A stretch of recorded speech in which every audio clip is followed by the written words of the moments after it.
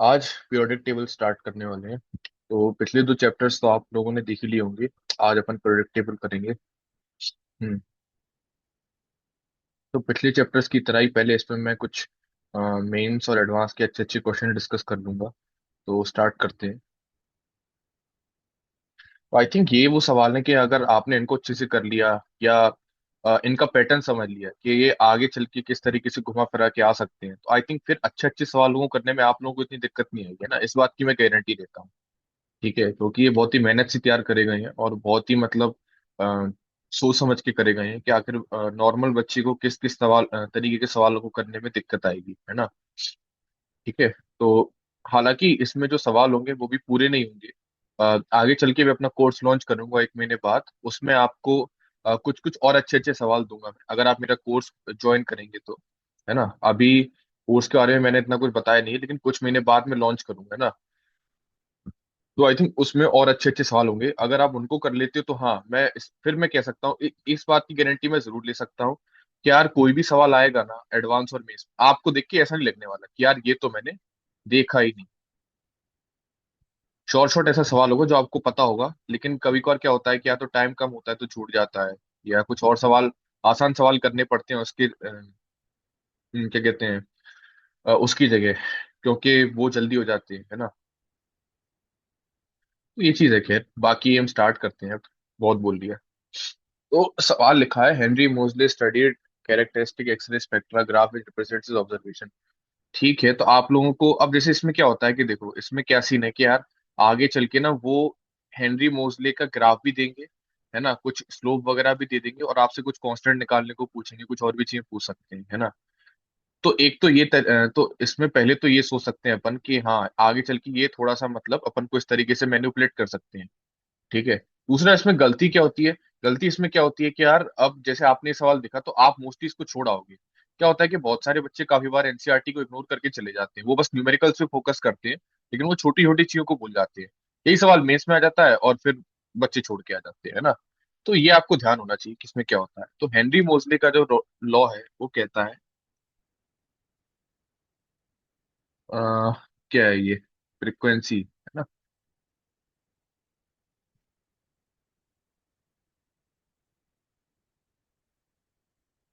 इस टाइप का कुछ लॉ होता है ना। तो अगर आप इसको y मानोगे, इसको x मानोगे, तो आंसर तो ये निकल के आएगा आपका। ठीक है, a और b मेरे को ध्यान नहीं आ रहा है, a यहाँ होगा b होगा, एक बार देख लेना आप, है ना। लेकिन हाँ फॉर्मूला यही होता है मेरे हिसाब से। ठीक है। तो अब इसमें क्या है कि यार वो आपको जैसे मतलब कांस्टेंट वगैरह जो होंगे, है ना, वो आपको ध्यान रखना है। इसके बाद वो लोग क्या करेंगे आप लोगों को इसमें मतलब कुछ स्लोप वगैरह लगा देंगे, जैसे ये 45 डिग्री कर दिया, अब इसकी वैल्यू पूछ रहे हैं। ठीक है। और ज्यादा टफ करने के लिए वो क्या कर सकते हैं, हाँ मतलब हाँ वो इसका ग्राफ पूछ सकते हैं कि वी स्क्वायर वर्सेस जेड का ग्राफ क्या होगा, हाँ, मतलब वो कई सारी चीज कर सकते हैं कुल मिला के, है ना। ठीक है। तो इस तरीके से आपको ध्यान रखना है। बाकी इसमें गलती कुछ होनी नहीं थी अगर आपको फॉर्मूला पता होता तो, है ना। लेकिन एक गलती क्या हो सकती थी कि आपको एनसीईआरटी पढ़ी नहीं है तो आप ये छोड़ के आ जाए। तो आप इससे क्या सबक मिला, मेंस के लिए एनसीईआरटी इंपॉर्टेंट। अब उसमें पढ़ना है किस किस तरीके से वो मैं आपको बताऊंगा, ऐसा नहीं कि आपको पूरी एनसीईआरटी मतलब जितनी फैक्चुअल नॉलेज है ना जो टेबल लेवल में दी रहती है कि इसकी एटॉमिक रेडियस जो है वो इतने एंगस्ट्रॉम की है, वो कोई जरूरत ही नहीं रटने की, है ना। तो क्या क्या रटना है मतलब, ठीक है, वो मैं आपको डिस्कस करूंगा आगे भी, है ना। लेकिन ये बेसिक बेसिक फॉर्मूले आ जाते हैं तो ये तो आपको पता ही होना चाहिए, है ना। तो आगे बढ़ते हैं। ये अच्छा सवाल है, इसमें पूछा गया है element having greatest difference between its second ionisation energies is. इसका कॉन्सेप्ट समझते हैं क्या है। ठीक है। तो हमको पोटेशियम दिया है, कैल्शियम, बेरियम, स्कैंडियम, ये सब दिया है, ठीक है ना। ये तब तो सेकंड ग्रुप में आते हैं, फर्स्ट ग्रुप में आता है, ठीक है। अब देखो, फर्स्ट एंड सेकंड आयनेशन पहले तो ये समझते हैं ना। अच्छा, सेकंड आयनेशन एनर्जी का मतलब ये नहीं होता है, ये बहुत बच्चे गलती कर सकते हैं, आपको नहीं करनी है। ये नहीं होता है सेकंड आयनेशन एनर्जी का मतलब, फर्स्ट आयनेशन एनर्जी होती है ये, और सेकंड आयनाइजेशन एनर्जी होती है ये। सेकंड आयनाइजेशन लेकिन ये किसकी एनर्जी होती है, ये के की एनर्जी होती है ना। अगर आपको बताना हो कि के की सेकंड आयनाइजेशन एनर्जी क्या होगी, तो वो ये होगी, I e2 ऑफ के। ठीक है। अब इसमें बोला गया greatest difference between second and first and second ionisation energies. ठीक है। तो हम इनको भी लिख लेते हैं एक बार, तो सेकंड ग्रुप के हैं, चाहे किसी को भी लिख लो, है ना। प्रॉपर्टी सबकी सेम रहती है ना, इसलिए ग्रुप पे सोचो, प्रॉपर्टी सबकी सेम रहती है, आपको पता होगा।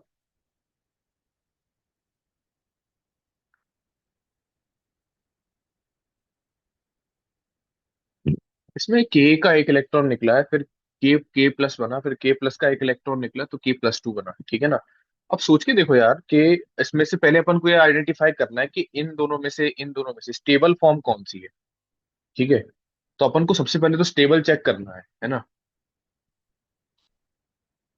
ठीक है। तो देखो, क्या इसमें, अगर आप चेक करोगे, है ना, अगर आप चेक करते हो तो देखो, इन दोनों में क्या कॉमन है, इन दोनों में पहले तो यार नॉर्मल से तो निकल रहा है, ये तो कॉमन है।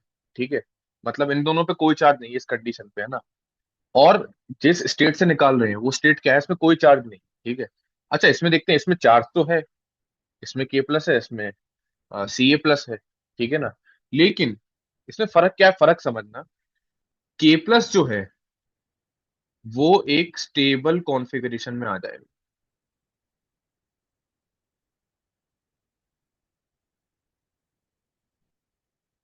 ऐसा क्यों? क्योंकि सोच के देखो कि जो उनका कॉन्फ़िगरेशन होता है वो क्या होता है, ये 1s1 होते हैं ना, मतलब एस आता है, ठीक है ना। तो के का कितना आता था, निकालें, 1s2 2s2 2p6, हाँ, 3s1 आता है। ठीक है। आउटर शेल क्या आता है, 3s1 आता है, ठीक है ना। अब 3s1 में से अपन क्या कर रहे हैं यार, हाँ, अपन ऑलरेडी एक इलेक्ट्रॉन देखो, अच्छा समझने की कोशिश करो, है ना, मैं थोड़ा और अच्छे से समझाता हूँ मैं क्या कहना चाह रहा हूँ। ठीक है। इसमें स्टेबल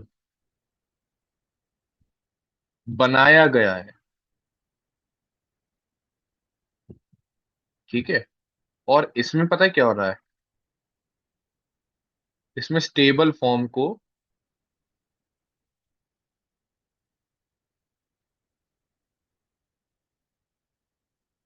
डिस्टर्ब किया जा रहा है। और एक चीज ध्यान रखना, हमेशा ध्यान रखना, जब भी अपन स्टेबल फॉर्म को डिस्टर्ब करेंगे तो काफी ज्यादा एनर्जी का इन्वॉल्वमेंट होगा, ठीक है ना। इसमें काफी ज्यादा एनर्जी देनी पड़ेगी, ठीक है ना। क्या सी ए प्लस ही स्टेबल फॉर्म है, देखते हैं। तो ये क्या बनता है आपका, इसका कॉन्फ़िगरेशन क्या होता है, ये आई थिंक आपका 4s2 बनता है, मुझे ध्यान नहीं आ रहा, देख लेना एक बार, 4s2 बनेगा शायद, ठीक है। हाँ, 4s2 ही बनता होगा। तो अब इसमें क्या है यार, आ, ये अपना 4s2 है, और अपन ये क्या है, इसमें ये 4s1 है ना।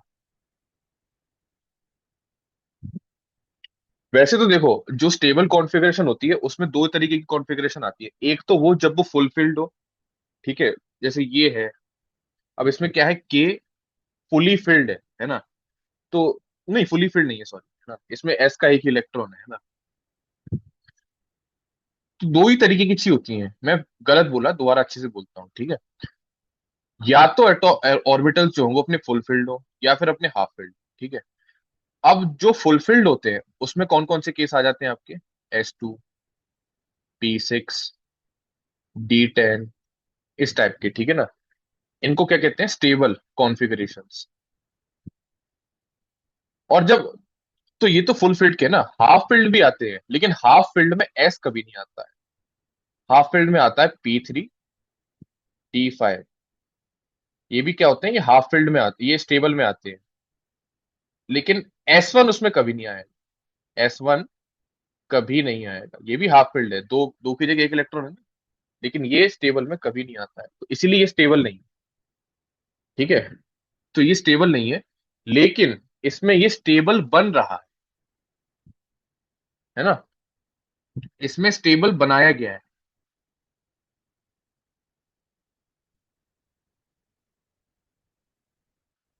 इसमें क्या है, इसमें जो है वो स्टेबल बनाया गया है। देखो सी ए प्लस टू अगर आप देखोगे तो Ca+2 में क्या है, 4s2 होता है। इसके दो इलेक्ट्रॉन चले गए एस के, इसके बाद भी ये मतलब एस तो खत्म हो गया है ना, लेकिन जितने बचे हैं उसमें तो फुलफिल्ड रहा ना। ये भी स्टेबल था, ये भी स्टेबल था। ठीक है, लेकिन इन दोनों में तो ये दोनों ही स्टेबल थे।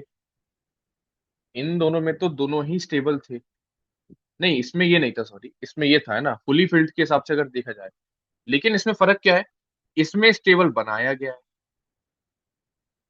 इसमें स्टेबल कॉन्फ़िगरेशन को डिस्टर्ब करा गया है।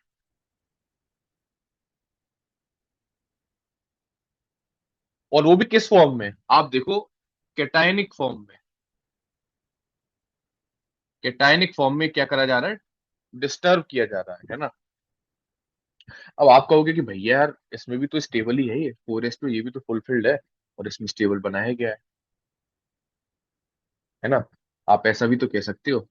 लेकिन इसमें प्यारे ध्यान रखना, मतलब एक कॉन्सेप्ट होता है कि IE2 ग्रेटर देन IE1 होता है हमेशा, किसी भी एलिमेंट के लिए, ठीक है ना। ठीक है, तो इसमें इसको वैसे ही इससे बड़ा होना था, और इसमें भी इसको बड़ा होना था, ठीक है ना। दोनों इसमें भी इसमें इसको इससे बड़ा होना था, इसको इससे बड़ा होना था। लेकिन इसमें क्या फर्क है यार, इसमें ना ये स्टेबल फॉर्म है। ठीक है, ये स्टेबल बन रहा है, इसमें ये खुद स्टेबल नहीं है। इसमें फर्क क्या है कि स्टेबल खुद है, और स्टेबल को जब आप डिस्टर्ब करने जाओगे तब सबसे ज्यादा एनर्जी का इन्वॉल्वमेंट होगा, ये ध्यान रखो। स्टेबल को जब डिस्टर्ब करने जाओगे ऐसे, मतलब इस तरीके से क्या कहते हैं, कैटायनिक फॉर्म में, वो भी कब, जब वो अपन बात की उसकी आयोनाइजेशन एनर्जीज की बात कर रहे हैं, इसमें तो पहली थी ना। दूसरी में अपन दूसरी के हिसाब से देखते हैं, ठीक है। दूसरी की दूसरी के हिसाब से देखा जाए अगर, तो इसकी इससे ज्यादा तो होगी, लेकिन क्या बहुत ज्यादा होगी? क्यों, बिल्कुल नहीं होगी। क्यों? क्योंकि स्टेबल तो है ही नहीं। ये तो स्टेबल बनाया जा रहा है। अगर ये स्टेबल होता और इसको डिस्टर्ब करा जाता तो अपन या कंफ्यूज हो जाते, है ना, फिर उसका आंसर आता ही नहीं है ना। तो अपन को ऐसे अंदाजे से मतलब सवाल सॉल्व करने हैं, ठीक है, ऐसे इसके कोई डायरेक्ट आंसर नहीं होते हैं ना। लेकिन ये जो अच्छे अच्छे कॉन्सेप्ट होते हैं ना, इसके सवाल वो दे देते हैं, और आप फिर कंफ्यूज हो जाते हो कि भैया यार ये तो समझ ही नहीं आ रहा है ना। इसलिए इसका आंसर ये होगा। समझ नहीं आया तो मुझे बताना, मैं एक बार दोबारा समझा दूं। अच्छा क्वेश्चन था लेकिन। ये आसान क्वेश्चन है ये, हालांकि आप लोगों को पढ़ा दिया गया होगा, फिर भी मैं एक बार पढ़ा देता हूँ उसमें क्या होता है ना। तो इसमें पूछा गया नंबर ऑफ वैलेंस इलेक्ट्रॉन, तो ये 3 आएगा। ठीक है, 3 का आएगा, बताता हूँ।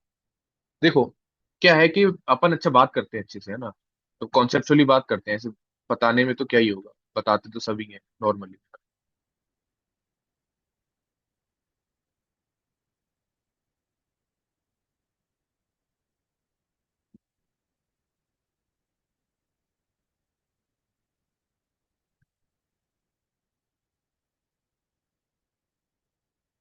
ठीक है, ये IE1 है, ये IE2 है, ये IE4 है। ठीक है, अभी इसमें अच्छा पांचवी भी दी हुई है ना, आप कहीं लिख लें। चलो यहाँ लिख देते हैं।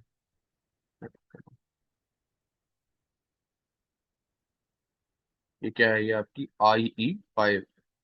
ठीक है, अब इसमें बोला गया है ना, इसकी वैल्यूज अपन को दी गई है।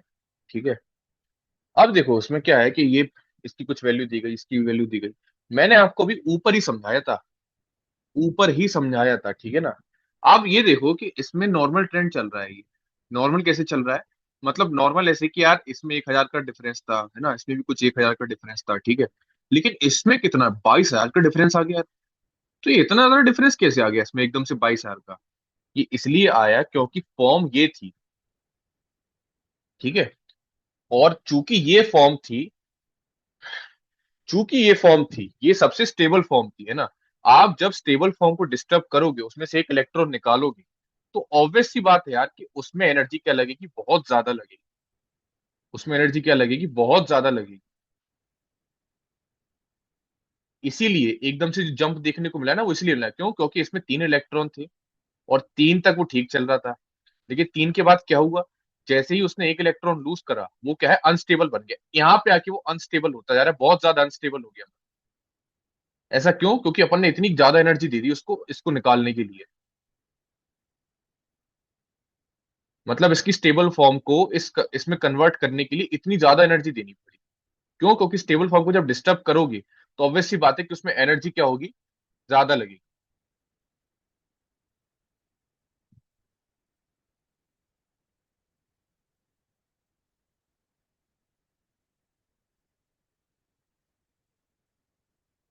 एनर्जी कितनी लगेगी, ज्यादा लगेगी काफी। इसलिए इसका आंसर क्या आएगा, 3 आएगा, है ना। अब इसमें क्या मतलब पहले तो ये कॉन्सेप्चुअल क्वेश्चन है काफी, तो इसमें गलती तो ऐसा कुछ होनी नहीं थी ना। ठीक है, अब हाँ, अभी इसका एक बहुत अच्छा सवाल है, जे एडवांस 2020 में ही पूछा गया था, वो भी है ना, वो भी अपन डिस्कस करेंगे अभी। लेकिन हाँ, इसमें कोई बहुत ज्यादा वैरायटी है नहीं, एज सच। ठीक है, बस आपको एक कॉन्सेप्ट पता होना चाहिए, है ना, कि किस तरीके से अपन देखते हैं। ठीक है, अभी वो एडवांस का सवाल भी डिस्कस करूंगा, उससे और चीजें समझ में आ जाएंगी। ये तो वैसे कॉन्सेप्शुअल क्वेश्चन है, तो इसमें आपको ध्यान रखना है ना। देखो, पहले तो क्या समझना है, एसिडिक ऑक्साइड्स क्या होते हैं, ठीक है। तो एसिडिक ऑक्साइड्स क्या होते हैं, नॉन मेटेलिक ऑक्साइड जो होते हैं, वो एसिडिक होते हैं। ये तो आपने कोचिंग में पढ़ाया गया होगा आप।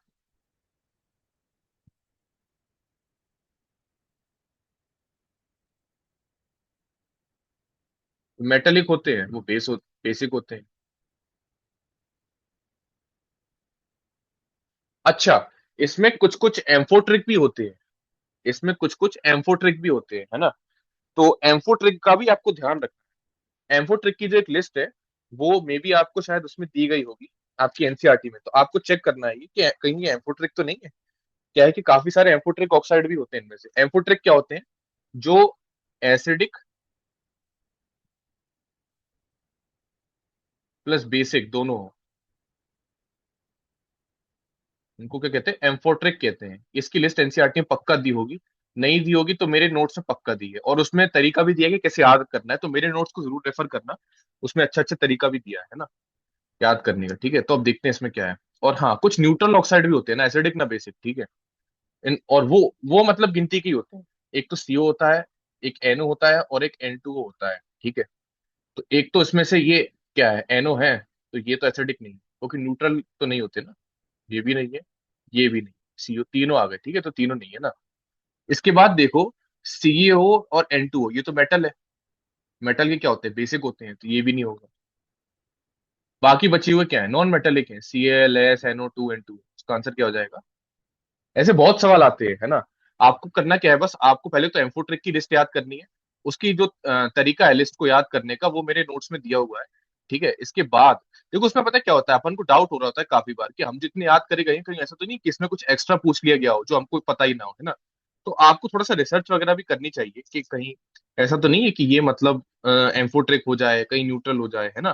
तो थोड़ा सा आपको एनसीईआरटी तो पहले पता ही होना चाहिए। एनसीईआरटी के बाहर भी जो आपके टीचर्स वगैरह बताएं, उसको भी अच्छे से देखना चाहिए कि वो क्या बता रहे हैं, है ना। ताकि कोई भी एग्जाम्पल है तो देख के ऐसा ना लगे कि इसके बारे में मुझे ध्यान नहीं आ रहा है, ये क्या होता था, है ना। ठीक है, समझ में आया ये, तो ये आपको ध्यान रखना है पहले तो, कि ये तो न्यूट्रल होते हैं।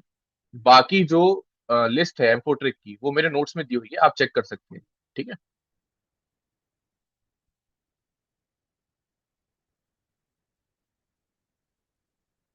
ये भी अच्छा सवाल है। इसमें लिखा गया, difference between electron gain enthalpies will be maximum between, ठीक है। अब देखो यार, इसमें एक तो एन एंड एफ दिया है, ArNCl, NeNCl, ArNF, ठीक है। अब एक चीज समझना, पहले अगर आपने पढ़ा होगा, जो इलेक्ट्रॉन की एंथैल्पीज होती है ना, वो 18th ग्रुप के लिए पॉजिटिव आती है, ध्यान रखना है। देखो, वो तीन चीजों के लिए पॉजिटिव आती है, ठीक है। केवल इन्हीं तीन के लिए, second second group, 18th group, और दूसरा एन एटम। इन तीनों के लिए इलेक्ट्रॉन गेन एंथैल्पी क्या आती है, पॉजिटिव आती है। ये आपको ध्यान रखना है, ठीक है। अब उसने पूछा, difference between electron will be maximum between. अच्छा, सोच के देखो, इसमें हर ऑप्शन में अगर देखा जाए, तो एन ई यहाँ पे भी वो दिया हुआ है। क्या कहते हैं, क्या ये वो होते हैं ना, अपने 18 ग्रुप के एलिमेंट है ना, नोबल नोबल गैस एटम्स, है ना। यहाँ पे भी क्या दिया हुआ है, ArAr दिया हुआ है। तो हर एक में पॉजिटिव तो है, ठीक है। अगर डिफरेंस को मैक्सिमम होना है, तो दूसरे साइड में जितना ज्यादा, मतलब एक साइड में तो पॉजिटिव होगा ही, तो जितना ज्यादा पॉजिटिव होगा और जितना ज्यादा नेगेटिव हो, नेगेटिव नेगेटिव कम होगा, है ना। नहीं नहीं, सोच के देखो कि अगर डिफरेंस को मैक्सिमम होना है तो जितना ज्यादा वो पॉजिटिव होगा, मतलब पॉजिटिव में, और नेगेटिव मतलब मैथमेटिकली नेगेटिव कम होगा, है ना। जैसे मतलब मैंने लिख दिया -4000, ठीक है, और एक जगह लिखा है ये, तो मैं इसकी बात कर रहा हूँ, है ना। मतलब मैग्नीट्यूड में ज्यादा होना चाहिए नेगेटिव जो है, लेकिन मैग्नीट्यूड में ज्यादा होना चाहिए ना, और मैथमेटिकली नेगेटिव में कम होना चाहिए ना। ये मैथमेटिकली पॉजिटिव में ज्यादा होना चाहिए। सोचिए देखो डिफरेंस सबसे ज्यादा आएगा। सोच के देखो, डिफरेंस जो आएगा आपको सबसे ज्यादा आएगा। ये काफी अच्छा क्वेश्चन है, इंपॉर्टेंट क्वेश्चन तो है ही। ऐसे और भी क्वेश्चन आगे आ सकते हैं ना। ठीक है, तो अब अगर अपन देखें, इसमें लिखा हुआ है electron gain enthalpies will be maximum between. ठीक है, तो अच्छा एक तो इसमें और है, आपको 18th ग्रुप का जो ऑर्डर है वो भी पता होना चाहिए ना, कि 18th ग्रुप का जो ऑर्डर है वो क्या आता है। तो आपको बताया जाएगा। हाँ, तो 18th ग्रुप का ऑर्डर ना कुछ ऐसा आता है। मैंने एक्चुअली खुद अभी देखा है, तो ये ऐसा कुछ आता है। हालांकि आपको कोचिंग में पढ़ाया गया होगा, फिर भी एक बार देख लो, है ना, याद करना है। और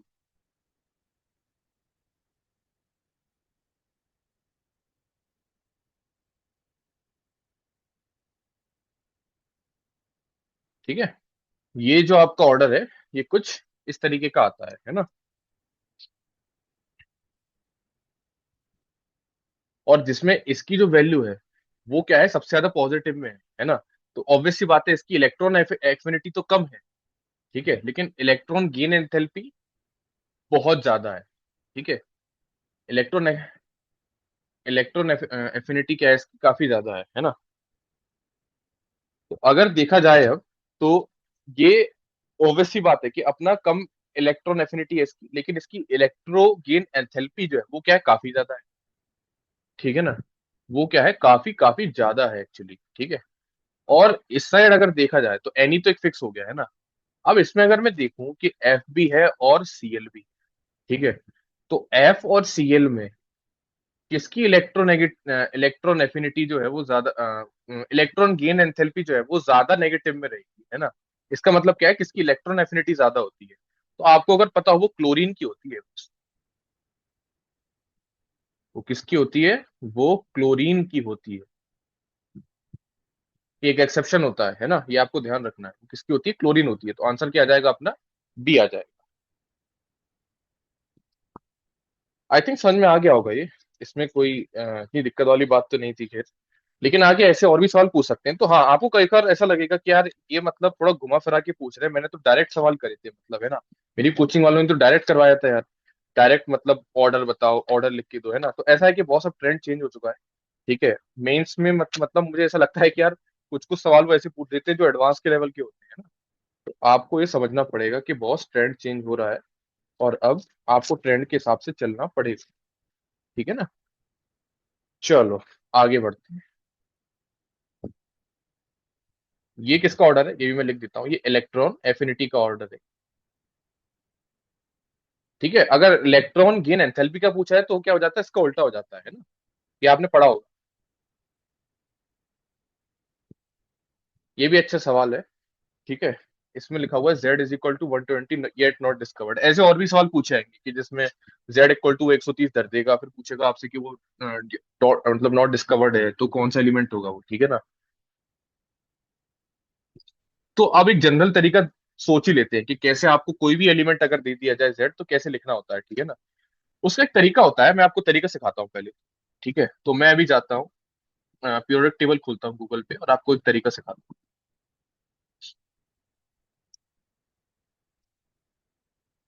बाकी प्योरिक टेबल चिपका लेना है, मैं फिर से कह रहा हूँ, है ना, मतलब मुझे याद नहीं है स्टार्टिंग में बोला कि नहीं, लेकिन प्योरिक टेबल एक चिपका लेना। ठीक है,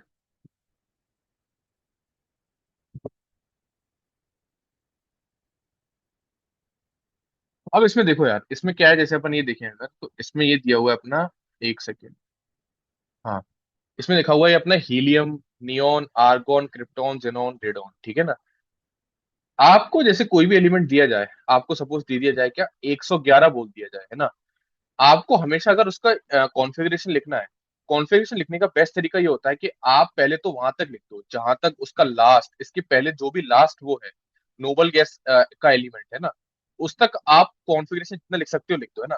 अच्छा भैया, ऐसा अपन क्यों कर रहे हैं, मतलब इसका रीजन क्या है, रीजन बताओ ना भाई। अच्छा बताते हैं, देखो। एक चीज मैं समझाता हूँ पहले तो। जैसे मान लो आप कोई भी पीरियोडिक टेबल लिखते हो ना, तो वो हमेशा एक पीरियड, जो जैसे सेकंड पीरियड है ना, तो उसके 2s के चालू, 2s से चालू होगी और 2p पे खत्म होती है। ऐसे ये 3s से चालू होगी, 3p पे खत्म होगी, 4s से चालू होगी, 4p पे खत्म होगी, 5s से 5p पे, है ना। ठीक है, ऐसे ये 6s से 6p पे। ठीक है। तो आपको ये पता है कि यार ये जो खत्म हुआ है ना, ये 6p पे खत्म हुआ है। ठीक है, तो आपको लास्ट का जो ये कॉन्फ़िगरेशन है ना, मतलब लास्ट का जो सबसेल है, वो पता चल गया है कि वो क्या है। वो 6p है एक्चुअली। अब 6p के बाद अगर आपको लिखना है, तो आपको उसका तरीका पता है कि 6p के बाद किस तरीके से लिखा जा सकता है ना। तो मैं वही कहना चाह रहा हूँ कि आपको सबसे पहले तो ये कॉन्सेप्ट समझना पड़ेगा कि जैसे कि अगर ये सेकंड पीरियड है ना, तो ये स्टार्ट होता है 2s से और खत्म होगा 2p पे। ऐसे ये 3s से चालू होगा, 3p पे खत्म होगा, इसके बीच में कुछ df भी आ जाएंगे। ठीक है, लेकिन खत्म ऐसे ही होगा, है ना। ये 4s से चालू होगा और 4p पे खत्म होगा, हर पीरियड ऐसे ही चालू होता है। ये 5s से चालू होता है, 5p पे खत्म होगा, है ना। इससे फायदा क्या हो रहा है कि हमको ये पता चल गया कि यार इसका जो लास्ट सबशेल है वो कौन सा है। उसके बाद हम जो भी बोलोगे उसको कॉन्फ़िगरेशन लिख देंगे। मैं क्या कहना चाह रहा हूँ, देखो ऐसे समझो। जैसे रेडोन है, इसका देखो अच्छे से समझो कि ये सिक्स पीरियड पे आ रहा है, देखो। आपको ये भी, ये ऑर्डर भी याद होना चाहिए ना। तो यहाँ से ये छठे नंबर पे आ रहा है, तो इसका मतलब क्या है, छठे पीरियड का एलिमेंट है। ठीक है, और ये किस पे खत्म हो रहा है, ये 6p पे खत्म हो रहा है। ये 6p पे खत्म हो रहा है। ठीक है, अब हम इस पे आते हैं।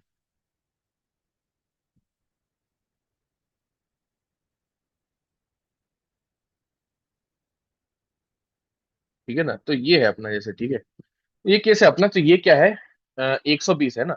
120 के पहले जो लास्ट ग्लोबल एलिमेंट था वो क्या था, 86 था। तो वो क्या खत्म हो रहा था, वो 6p पे खत्म हो रहा था, 6p पे खत्म हो रहा है। अब 6p के बाद अपन को लिखना है। अच्छा, चालू करते हैं।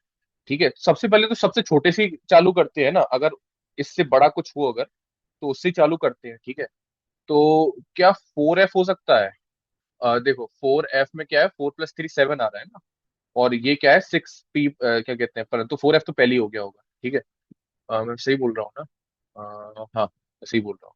ठीक है, तो 4f तो बिल्कुल भी नहीं है, और f के आगे 4 जाता भी नहीं। ठीक है, अब 5 सोचते हैं ना, 5 होगा। ठीक है, क्योंकि 5 में क्या आता है, 5 में g आ जाएगा, है ना। ठीक है, तो 5 में क्या आ जाएगा आपका, g आ जाएगा। ठीक है, तो 6p। ठीक है, 6p तक क्या है, ये रेडॉन है ना। इसको अपन क्या लिख देते हैं, रेडॉन तक लिख देते हैं, है ना, 6p6 रेडॉन। ठीक है, अब अगर जी की बात करें तो देखो, एफ में क्या आते हैं, 7 आते हैं, जी में कितने आएंगे, 9 आएंगे। ठीक है, जी में कितने आ जाएंगे, आपके आपके 9 आ जाएंगे, है ना। ये क्या होगा, ये 5g लिखूंगा मैं यहाँ पे, है ना। तो 5g कितना हो जाएगा ये, अगर इसमें देखा जाए, देखो, अच्छा 5d हो सकता है क्या इसमें, 5d, देखो, SPD, है ना। लेकिन 5f तो हो सकता है, पहले तो अपन ने 5f में भरा नहीं है ना, पहले अपन 5f भरते हैं। ठीक है, तो ये आ गया 5f। ठीक है, और 5f 14। क्योंकि देखो एफ कितना आ रहा है, आप ऐसे सोचो ना, आपने ये पढ़ा होगा 6 + p, है ना। पी का क्या होता है, एस का 0 होता है, पी का 1 होता है ना। 6 + 1 7 आ रहा है ये। ठीक है, एफ का क्या होता है, SPD, एस एस एफ का 3 होता है ना, 5 का 5 है, तो ये कितना है, 8 आ रहा है, तो 5f 14 हो जाएगा। ठीक है, इसके बाद अब ये क्या है, 5f हो गया अपना, 5f भर गया, है ना। अब कुछ 6 के हिसाब से कुछ 6 का छूट रहा है क्या, क्योंकि अगला क्या बनेगा अपना, सोच के देखो, अगला अपना बनेगा 5g बनेगा, है ना। ठीक है, और 6 का क्या बचा हुआ है अभी, 6 का d बचा हुआ है। ठीक है, तो 6d कितना हो जाएगा, अब कंपैरिजन करते हैं 6d और 5g में। ठीक है, और 7 में भी, है ना। 7s तो पहले ही भर गया, अब 7p पे भी करते हैं ना। तो ये कितना लिखा हुआ है, SPD, ये तो 2 है। ठीक है, और ये कितना है अपना, ये तो 8 है, सॉरी, 8 है यार, गलती कर देता हूँ, है ना। SPD, F। ठीक है, जी, तो ये तो 9 है। ठीक है, और ये क्या है, ये 8 है ना। तो अब 6D आएगा अपना, 6D अभी तक अपना भरा नहीं था। ठीक है, अब अपना क्या आ रहा है, 6D 10 आ रहा है ना। क्या अपन को भी रुकना चाहिए, देखते हैं। यहाँ तक अपना 86 तक बढ़ गया था, है ना। अब इसके आगे कितना बढ़ गया है ये लगभग 5F14, तो 100 हो गया, 110 हो गया, है ना। इसके बाद को और कुछ करना है अपन को, तो 60 हो गया। अब इसके बाद क्या है, अपन देखते हैं अपन को क्या बनना चाहिए। आई थिंक 5G सही रहेगा, है ना। लेकिन 5G में 9 आता है और अभी अपना 8 चल रहा है, ठीक है। तो 8 में अगर अपन देखें तो अ, 8 में अगर अपन देखें तो क्या हो जाएगा अपना। ये तो 7 था, और 5F, तो ये 8 हो गया। SBD, हाँ ये भी 8 हो गया, ठीक है। अब ये क्या है, ये 5G है ना। 5G।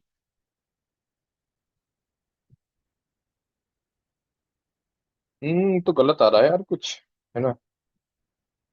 क्योंकि ये तो जी में जा रहा है यार, अल्कलाइन अर्थ मेटल, है ना। अच्छा एक सेकंड, मैंने पक्का कुछ गलती करी है, मुझे ऐसा लग रहा है। गलती चेक करें, चलो। अच्छा हाँ, एक सेकंड, अपन ने गलती करी ना, मतलब अपन को लास्ट वाले एलिमेंट के हिसाब से सोचना चाहिए था, है ना। तो अगर 120 के पहले देखा जाए तो लास्ट क्या आ रहा है, 118 आ रहा है, ठीक है ना। 118 आ रहा है, ठीक है। तो ऑब्वियस सी बात है कि तो गलत होगा ही यार। अच्छा लेकिन 86 के हिसाब से भी सही आना चाहिए, है ना। 86 का अगर अपन करें तो 86 से भी तो सही आना चाहिए, ठीक है। तो देखो यार, 3D तक जाता है, 4F तक जाता है, ठीक है। 4F क्या होता है, 7 तक होता है, तो पहले ही भर गया। अब 5F अपन भर रहे हैं अभी इसमें, ठीक है ना। तो 5F जो है, अच्छा एक सेकंड, ये गलती कर दी ना, हाँ गलती दिख गई। ये देखो, ये 5G नहीं आएगा ना, अभी 7P भरेगा पहले, ठीक है ना। एक सेकंड, फिर कुछ गलती करी, रुक जाओ।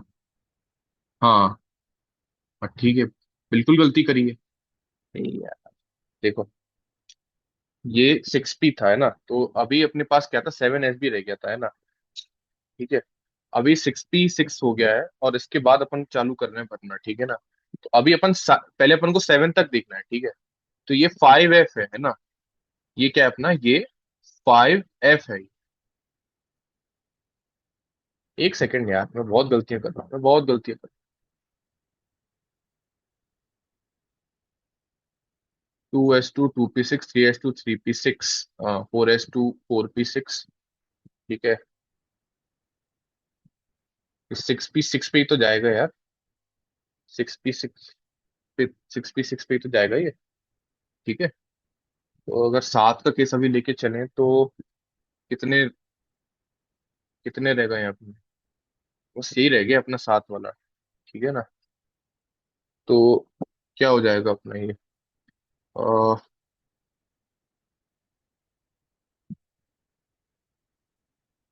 अ, अ, अ, हाँ ये 7 7S2 भरेगा ना ये। एक सेकेंड, ये पहले भरेगा अपना 7S2, 5F 40, नहीं नहीं। हम्म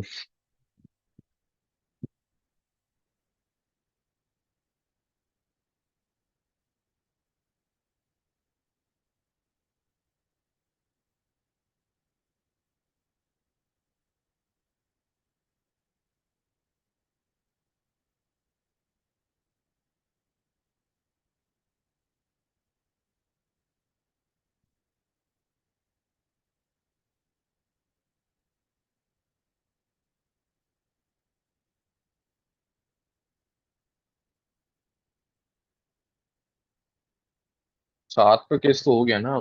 ये S2 अपना यहाँ से चालू होगा पहले तो, है ना, ठीक है। और ये कहाँ तक जाएगा ये देखते हैं। तो ये क्या है अपना, सबसे पहले तो 8 तक भरेगा ये, है ना। हाँ, तो ये कितना हो जाएगा ये। ऐसा नहीं है बॉस, मैं भी क्या कई बार चीज भूल जाता हूँ ना, तो मुझे भी दिक्कत आती है। ऐसा नहीं है। 5F 14 जाएगा, हाँ ठीक है, अब समझ में आ रहा है थोड़ा, हाँ ठीक है ठीक है ठीक है ठीक है ठीक है। ये देखो, ये 6D 10 तक जाएगा, ठीक है। और इसके बाद ये कॉन्फ़िगरेशन अपन सही लिख रहे हैं ना, क्योंकि 7 अपन को भरना है ना पहले। 7S2 5F 14 6D 10 हो गया। अब 7 7P6 आएगा, है ना। अब क्या आएगा, अब 7P6 आएगा, ठीक है। तो अब गिन लो कितने इलेक्ट्रॉन्स हो चुके हैं। ये हो चुके हैं अपने लगभग, कितने हो गए ये, 14 ये, ठीक है। और 118 तक हो चुके हैं ना, ये अपना 118 तक हो चुका है।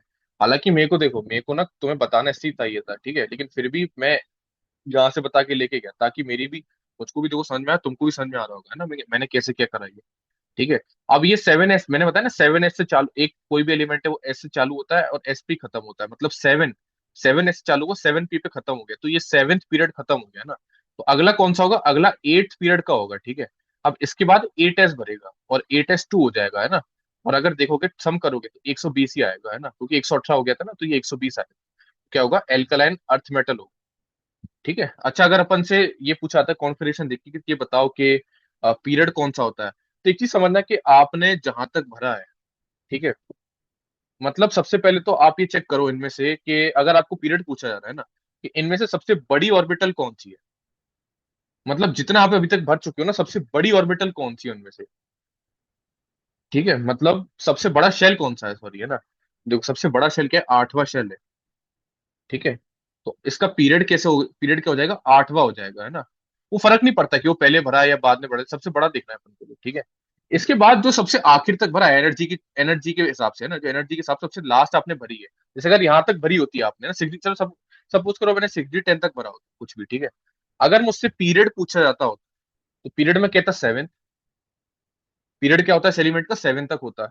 लेकिन अगर ब्लॉक पूछा जाता होता तो ब्लॉक होता डी ब्लॉक, ब्लॉक होता अपना डी ब्लॉक। ब्लॉक हमेशा अपन ऐसे ही देखते हैं, जो लास्ट फील्ड अपनी वो रहती है ना, ऑर्बिटल एनर्जी के बेसिस पे, उससे अपन ब्लॉक देखते हैं ना। और कहते हैं ग्रुप कैसे देखते हैं, ग्रुप का तो आपको फॉर्मूला पता ही होगा।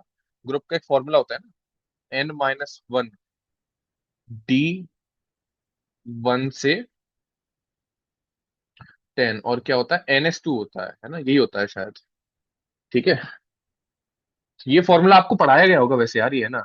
हालांकि चलो मैं अभी आगे बता दूंगा, ठीक है, अगर कुछ दिक्कत आया आपको, है ना। तो ये समझ में आया होगा इसमें क्या है। सबसे पहले तो ये चेक करो कि यार इसके पिछले वाला कौन सा सबसे लास्ट में वो आ रहा है, अपना नोबल गैस एलिमेंट, ठीक है ना, लिस्ट और मतलब ऑर्डर देखो। अगर इसके पहले सबसे लास्ट में 118 आ रहा था, है ना, तो मुझे वहीं पे आपको बता देना चाहिए था कि ये आ गया है, ठीक है। और आपको ये पता होना चाहिए कि 118 जो है ना, ये कौन से पीरियड का एलिमेंट है और किस पे ये खत्म हो रहा है, ठीक है। तो ये खत्म हो रहा था 7p6 पे, है ना। और ये अपन ने कैसे सोचा कि नोबल गैस एलिमेंट हमेशा पी पे खत्म होते हैं, और कैसे और किस पे खत्म होते हैं, जो उनका नंबर आता है, जैसे जेनॉन, ऐसे helium, neon, argon, krypton, xenon, radon, है ना। तो हीलियम क्या कहते हैं, 1s1s2, ठीक है। और इसके 1s2 के बाद जितने भी आते हैं ना, हीलियम, नियोन, तो ये कहते हैं नियोन किस पे हुआ, 2p6 पे हुआ। आर्गन किस पे हुआ, 3p6 पे हुआ। जेनॉन किस पे हुआ, 4p6 पे हुआ, है ना। ऐसे ही कर करके ये किस पे हुआ, ये 7p6 पे हुआ, है ना। और जब अपन को पता ही चल गया कि आखिर में 7p6 पे खत्म हुआ, तो उसके आगे का कॉन्फ़िगरेशन अपन लिख सकते हैं, ऐसे मैंने यहाँ पे लिख के बताया अभी आपको। यहाँ से यहाँ जो मैंने आपको लिख के बताया, ये इसको हटाते हैं, ये लिखा हुआ है। एक्चुअली मेरा ना मतलब एक तरीका है, मेरा तरीका है कि मैं हर बच्चे को लेके चल रहा है ना। कुछ बच्चे हो सकता है इरिटेट हो जाए कि भैया आप तो थोड़ा आसानी पढ़ा रहे हो, लेकिन क्या है, क्या कभी कभार कुछ बच्चों को जैसे मान लो थोड़ी बहुत दिक्कत आती है पढ़ाई में, तो एक बार टीचर्स भी अच्छे नहीं होते हैं ना, उनका भी केस में लेके चल रहा हूँ, ठीक है, ताकि हर बच्चा जो मेरे चैनल पे हो उसको आसानी हो पढ़ने में। बिल्कुल, ठीक है। तो ये क्या है, ये 7p6 तक जा रहा है ना। उसके बाद अपन ने देख लिया है कि ये 8s यहाँ से चालू होता है ना। कोई भी पीरियड मैंने बताया ना, जिस एस से चालू होता है उसी के पी पे खत्म होता है। तो ये एक तरीका था कि समझने का, होप सो समझ में आ गया होगा मैं क्या कहना चाह रहा था। बाकी और भी आगे मैं इस तरीके की प्रॉब्लम्स डिस्कस करूंगा, तो दिक्कत नहीं आई। लो फिर वही प्रॉब्लम आ गया, ठीक है। देखते हैं इसमें वही करना, वही है ना। अब देखो ये क्या है कि 101 है, ठीक है। 86 आता है इसके पहले लास्ट वाला, ठीक है। अब लिख के देखते हैं अपन क्या है। 86 के बाद अपन को लिखना है ना, 86 के बाद अपन ने ऊपर लिखा था वैसे, ठीक है, चलो दोबारा लिख के देखते हैं एक बार। ठीक है, तो ये क्या है, रेडॉन तक हो गया है। अब रेडॉन क्या है, रेडॉन के बाद आता है 7s2, 5f14, है ना। तो 86 था ना अपना, 86 14 100 हो गया, ठीक है। तो यहाँ पे 5f 13 तक आ जाएगा, है ना। क्योंकि 14 पे तो क्या हो रहा है, ये 14 पे 102 जा रहा है ना, ठीक है, तो ये 13 तक मान लो। तो ये क्या हो गया अपना, 101 का कॉन्फ़िगरेशन होगा। 104 का कॉन्फ़िगरेशन क्या होगा, 7s2 5f14, और इसके बाद 6, कहते हैं 6 आ रहा था ना, 6d आएगा। तो 6d2 आएगा ये। ठीक है, ये क्या आएगा, 6d2 आएगा, है ना। ठीक है। अब मैंने पिछली बार डिस्कस करा था ये, कि मतलब पिछले क्वेश्चन में, कि इसका ग्रुप कैसे निकालते हैं ना, ग्रुप ही अपन को निकालना है। ठीक है। तो पहले तो ये समझ लो कि यार, इसका अगर पूछा जाता है कि पीरियड क्या होता है, तो इसका पीरियड होता है 7। क्यों? क्योंकि सबसे बड़ा यही है, यहाँ पे देखो, सबसे बड़े के हिसाब से सोचना है तो पीरियड तो 7 होता है। ठीक है। इसके अलावा ग्रुप कौन सा होता है, तो ग्रुप इसमें देखो कि लास्ट एनर्जी एनर्जी के बेसिस पे ऑर्बिटल कौन सी बन रही है। तो ऑर्बिटल कौन सी बन रही है, वो 5 वाली बन रही है। ठीक है ना। तो 5 अपना इसमें क्या हो जाता है, 5f एक्चुअली है ना, तो f क्या हो जाता है अपना, ये ग्रुप कहते हैं, वो बन जाता है ब्लॉक। हमेशा लास्ट फिल के हिसाब से सोचना है, तो ये एफ ब्लॉक का एलिमेंट होता है अपना। ठीक है ना। ये अपना एफ ब्लॉक का एलिमेंट होता है। ठीक है। अब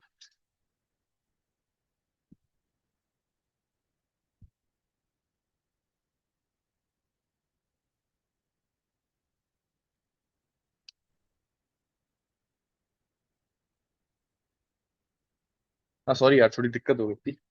हाँ, कहाँ थे अपन, तो अपन यहाँ थे। ठीक है।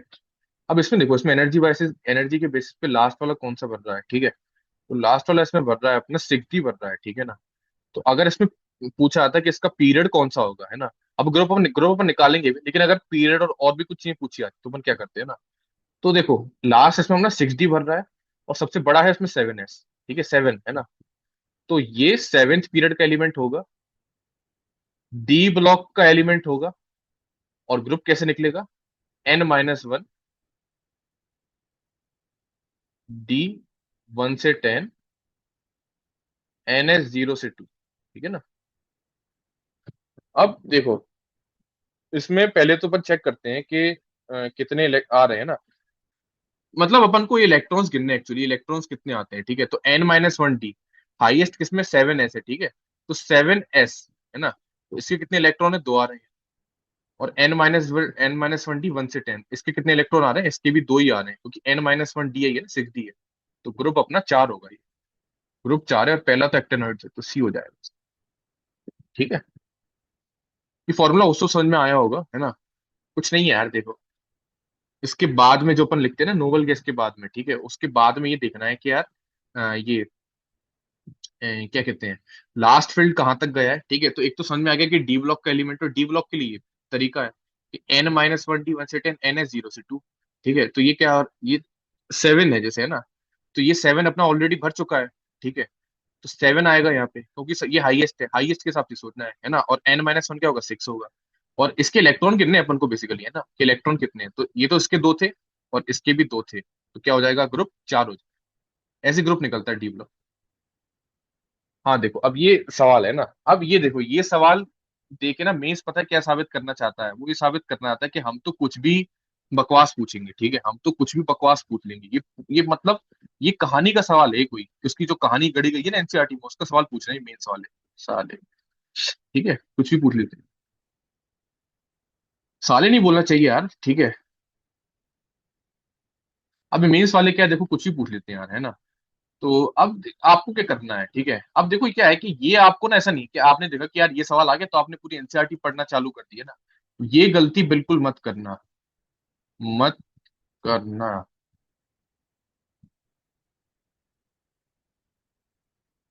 ठीक है, ये गलती बिल्कुल मत करना कि आपने क्या देखा कि यार ये सवाल आ गया, ऐसे और भी सवाल आ सकते हैं, अब पूरी एनसीईआरटी रट रहे हैं ना। कोई कोई जरूरत नहीं है एनसीईआरटी रटने की। ठीक है ना। क्या करना है, कोई जरूरत नहीं है सब रटने की, क्योंकि क्या है कि ऐसा हर सवाल नहीं आता है। एक आध सवाल आएगा तो आपको फिर वो छोड़ना ही पड़ेगा, है ना, कोई और ऑप्शन नहीं रह जाएगा आपके पास में। ठीक है। वरना अपन क्या करते हैं, वरना अपन अभी जो सवाल है जिन्होंने अपने वो करते हैं, इसको अपन लास्ट में एनसीईआरटी रट लेंगे, तो मे भी कोई सवाल आएगा तो अपन से छूटेगा नहीं वो, है ना। लेकिन क्या करना है, अभी ये बिल्कुल मत करना, ये गलती बिल्कुल मत करना अभी, क्या पूरी एनसीईआरटी रटने बैठ गए सिर्फ इस एक सवाल को देखने के चक्कर में। इसलिए ये मतलब क्या है कि बच्चों को ऐसे बेवकूफ बनाते हैं ना, आपको नहीं बनना है। ठीक है। इसका आंसर तो बी है, लेकिन आपको सीखने वाली बात ये थी कि मत करना, एनसीईआरटी मत रटना, ये कहानी है बिल्कुल मत रटना। भी जितनी फैक्चुअल क्वेश्चन है, उनके लिए तो मैं कोशिश करूंगा कि मैं कोई पीडीएफ बना के डालूं ताकि दिक्कत ना आए। ठीक है। हाँ, अब ये सवाल है। ठीक है। तो पहले तो अपन इसका इलेक्ट्रॉनिक कॉन्फ़िगरेशन निकालने की कोशिश करते हैं। ठीक है। तो इलेक्ट्रॉनिक कॉन्फ़िगरेशन इसका क्या होता है, देखो रेडॉन कितना आता है अपना, 86 आता है, ये है ना, कितना आता है अपना ये अपना 86, 86 आता है, ठीक है। अब अपन को क्या करना है, ये आपको पढ़ा होगा ही कि आईयूपीएसी नोमेनक्लेचर होता है ये, ठीक है। तो उस हिसाब से अपन को लिखना है, ठीक है ना। तो ये 86 है, ये 14, कितना 100 हो गया, और ये 103 आ रहा है। ऐसे वो और भी पूछ लेंगे, है ना। आपको तो रटना है, मतलब रट लेना है कि क्या तरीका होता है, ठीक है। तो पढ़ा होगा कि जीरो को निल कहते हैं, एक को अन, दो को बाई, ठीक है। तो 103 है ये, है ना। नहीं पढ़ा तो चलो बता देते हैं, कोई दिक्कत नहीं है। जीरो को निल, वन को अन, टू को बाई, थ्री को ट्राई, फोर को क्वाड, फाइव को पेंट, सिक्स को हेक्स, सेवन को सेप्ट, एट को ऑक्ट, और नाइन ENN। इसके बाद वो क्या करते हैं, ईएम चिपका देती है ना। अच्छा, एक चीज सोच के देखो, जैसे आपका 103 आ गया, आपको पता चल गया, ठीक है। आप इसमें देख रहे हो कि यार सब ऑप्शन जो है ना वो सेम ही टाइप के दिख रहे हैं मुझे। अन निल, इसमें भी अन निल, इसमें भी अन निल, इसमें भी। अब लास्ट का जो है वो कुछ अलग कर रखा है, यूनियम है, इसमें ट्राइयम है, ठीक है ना। तो आंसर तो ट्राइयम होगा क्योंकि 103 है ना। लेकिन क्या होता है कि आपको पता नहीं है कि इसको कैसे लिखते हैं, लेकिन तब भी आप ये सवाल सीख करके आ सकते थे ना। इससे क्या सीखने को मिला कि कोई भी सवाल को देख के ये मत करना है कि यार ये सवाल तो कोई पढ़ा ही नहीं है मैंने, थोड़ा सा दिमाग लगाओ, थोड़ा सा दिमाग लगा जाओ, तो सवाल को देख के, उसके ऑप्शंस को देख, कई बार ऑप्शंस को देख के मेंस में काफी काफी बार काम बन जाता है। इसमें यूनियन यूनियन ये सब तो सेम है ना। आपको तो बस ये चेक करना है इसमें जो ये सब दिया हुआ है, ठीक है। तो वो क्या है, लास्ट को, लास्ट की डेट है जो कि ट्राई हो, है ना। बाकी पहला क्या होता है, अन होता है। वन को क्या लिख दिया, अन लिख दिया, नेल को जीरो लिख दिया, ट्राइम को थ्री लिख दिया, ये आ गया, ठीक है। तो ये रटना है आपको इसमें, पहले तो ये रटना है। और बाकी इसमें कुछ और तरीके नहीं हो सकते हैं, है ना, कुछ और तरीके से नहीं पूछ सकते हैं इसको, सिंपल सा क्वेश्चन नहीं देंगे आपको, रटा हुआ होगा तो अपने आप सॉल्व सही करके आ जाओगे आप, ठीक है ना। लेकिन अगर इसको इंटीरियर में पूछ देते तो आप इसको जुगाड़ से नहीं कर पाते। इसलिए बेटर क्या रहेगा, इसको याद करो और संतुष्टि से करके आओ। नहीं याद, बाई चांस आपको क्वेश्चन में आ जाता, आपको याद नहीं होता, तब भी आप इसको सही कर सकते थे। तो ये बहुत बड़ी चीज है जो आपको सीखना चाहिए ना। कभी क्वेश्चन को देख के मत समझो कि यार ये तो, मतलब देख के ही छोड़ दिया कि यार ये तो आउट ऑफ द सिलेबस है, या ये तो हमने पढ़ा ही नहीं था, सर ने पढ़ाया ही नहीं था, है ना। ये गलती नहीं करनी। ये भी थ्योरी बेस्ड क्वेश्चन है वैसे। जो डायगोनल रिलेशनशिप होता है वो भी आपको याद करना है, ठीक है। तो एक तो ये हो जाता है इसका, BEAL आता है, और LIMG आता है, और ये भी आता है, ये नहीं आता है। ये सिंपल थ्योरी बेस्ड क्वेश्चन है, है ना, फैक्चुअल क्वेश्चन है, एनसीईआरटी में रट लेना आप। अच्छा, वो उसमें कुछ कुछ ये पूछ सकते हैं आपसे कि जो डायगोनल रिलेशनशिप होती है ना, अच्छा इसमें समझने वाली बात क्या है उसमें, क्या और वो पूछ सकते हैं ना। वो पूछ सकते हैं कि डायगोनल रिलेशनशिप के कारण क्या क्या होते हैं, ठीक है। डायगोनल रिलेशनशिप के कारण क्या क्या होते हैं, देखो क्या है यार, मैं तुमको बात समझाता हूँ, है ना। इसके दो तीन सवाल आते हैं, काफी इंपॉर्टेंट चैप्टर है। और जो मेंस है ना, उसको अब क्या सवाल मिल नहीं रहे हैं कि वो अब और अच्छे अच्छे सवाल डाले, है ना। तो वो अच्छे अच्छे सवाल डालने की बजाय वो सवाल डाल रहा है जो उसने अभी तक पूछे नहीं, ठीक है। तो वो उल्टे सुलटे सवाल ही पूछ लेता है तुमसे, वो ये पूछ लेगा कि डायगोनल रिलेशनशिप होता है ना, इसका रीजन क्या होता है, ठीक है। तो अब ये क्या होता है, एक तो सिमिलर साइज होता है, ठीक है। दूसरा सिमिलर चार्ज डेंसिटी होती है, और सिमिलर इलेक्ट्रोनेगेटिविटी होती है ना। Similar size, similar charge density, similar electronegativity, है ना। अभी पॉज करके आप नोट कर लेना इसको, ठीक है।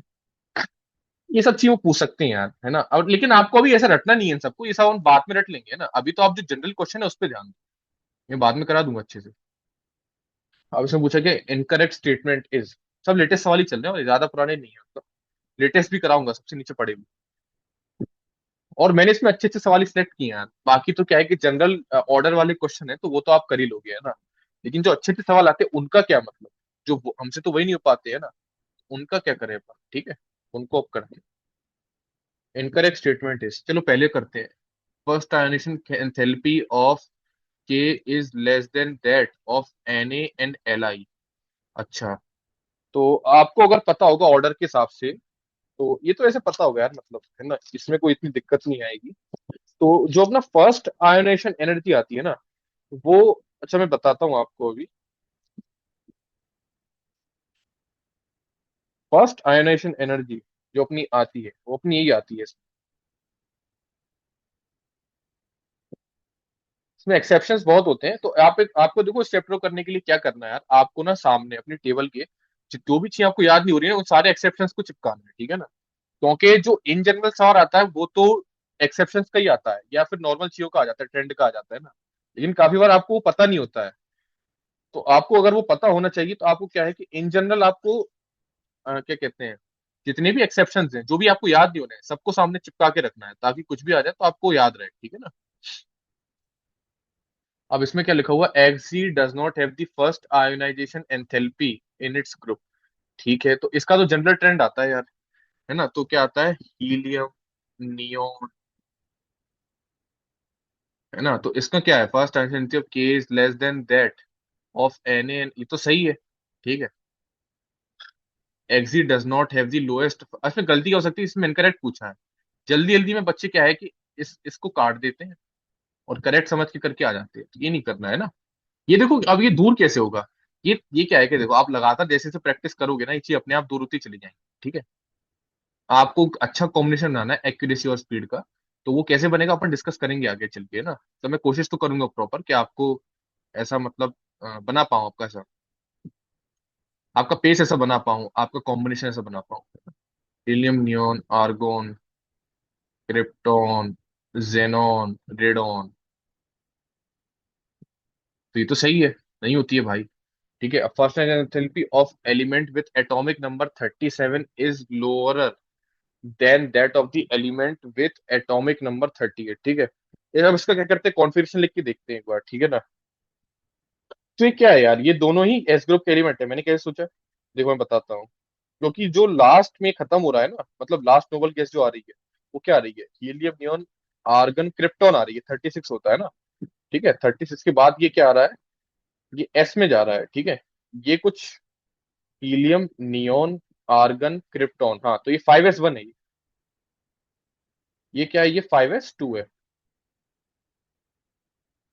of atomic number 37 is lower than that of with the element with the atomic number 5s2, ठीक है। तो अपन को ये देखना है कि किसकी कम है ना। तो ऑब्वियस सी बात है यार कि इसकी तो बहुत ज्यादा होगी, ठीक है ना। इसकी तो काफी ज्यादा होगी, ठीक है। और वहीं पे क्या है, is lower than that with the element with the atomic number 38, ठीक है। इसकी ज्यादा क्यों होगी, क्योंकि ऑब्वियस सी बात है कि स्टेबल कौन ये, एक सेकंड, कुछ गलती कर रहा हूँ, गलती करिए। नहीं नहीं नहीं नहीं नहीं नहीं, ये तो स्टेबल बनेगा ना इलेक्ट्रॉन हटाने के बाद। स्टेबल क्या है, अभी स्टेबल तो ये है, ठीक है। स्टेबल तो ये है ना। तो ऑब्वियसली बात है ये भी गलत होगा, क्योंकि आपने ना बताया था कि स्टेबल को आप जब स्टेबल से आप जब इलेक्ट्रॉन हटाओगे ना, तो बहुत दिक्कत आएगी आपको, है ना। स्टेबल को डिस्टर्ब करने में एनर्जी क्या लगती है, बहुत ज्यादा लगती है, ठीक है। तो अगर इसमें बोलो क्या रहा है, इज लोअर बोल रहा है ना, 37 is lower than that with the atomic number, तो ये एक ऑप्शन तो सही है ना। इसका मतलब ये गलत होगा, चेक करते हैं एक बार। हाँ, अब यहाँ पे पूछा गया है, गैलियम पूछा गया है, ठीक है ना। अब देखो यार, अब इसमें क्या है कि आपको ये, आप हो सकता है ये कहो कि यार भैया मेरे को तो ये गैलियम का एटॉमिक नंबर क्या ये नहीं पता था, तुम्हें तो सवाल ही छोड़ के आ गया, है ना। इसलिए मैं कह रहा हूँ सामने पीरियोडिक टेबल चिपकाओ, उसमें T block, S block, P block को ग्रुप वाइज याद करो, है ना, ग्रुप वाइज पैटर्न में याद करो। और ट्रिक्स से याद करो, मतलब ठीक है, ट्रिक्स ढूंढो ऑनलाइन। ट्रिक्स कुछ मेरे पास भी, मैं भेज दूंगा अभी। तो उन ट्रिक्स से आप याद करोगे तो आपको ऑब्वियस सी बात है कि याद हो जाएंगी चीजें, है ना। ठीक है, तो ऐसी ट्रिक से आप याद करोगे तो आपको बहुत जल्दी याद हो जाएगा, है ना। अब क्या है कि अपना ये गैलियम है, ठीक है। अब आपको पता नहीं कि गैलियम का क्या होता है, तो मैं बताता हूँ गैलियम का होता है 31 होता है, ठीक है।